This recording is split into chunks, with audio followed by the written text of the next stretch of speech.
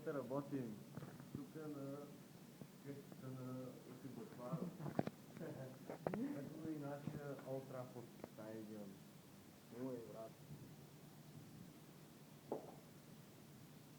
Значи на втори седми играе с Штутгартските и ние сме наказани, защото червени картони. Не, заради два червени картона. И сега вижте какво трябва да правим заради червен картон. Аз се чуем къде е сила. Така че играчи червени картони не дейте да правите, защото виждате как е червен картон, наказан, режат от парите и всичко е много лошо. Здравей, брат! Да, ако е може да стадиона. Да видя това. Стадиончето. Значи, пак повтарям, никакви червени картони, защото виждате какво става, трябва да търкате кажухово за мяса, как се търка.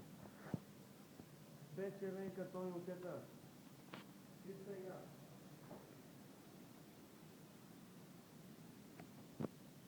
Айде, тръгай, такова ще кажа до треньора и пак ще видиш още два дена. Доли треньора, виж, два дена още. Давай. Лъскай! Без червени картони повече. Извиня се пак, за довиждане. За довиждане мога да кажа, малко по-да е, за довиждане мога да не е. Чакай.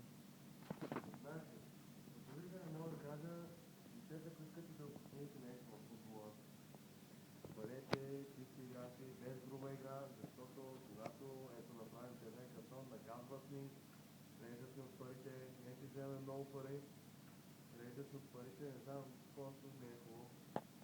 И все пак е само до избор. Най-добрият отбор, ние сме в трета лига, влезем пак във втора лига и ще ги разпием. Айде, Андрей, се спираме. Треньора, дойде ли седмица, ще дойде Лудия. Още два дена ще чистим. Кажи нещо пак за стадиона. За стадиона, брат, значи стадиончето е много старо. Играем всеки петък, само когато имаме тук мачове. Иначе стадиончето няма проблеми. Феновете малко са, само ни бият, чукат камейки, такова. Не, си се пикнали, те пак съм по-верен от тези момичета. Айде, кажи пак стадиончето да спираме, брат, защото Лудия ще дойде.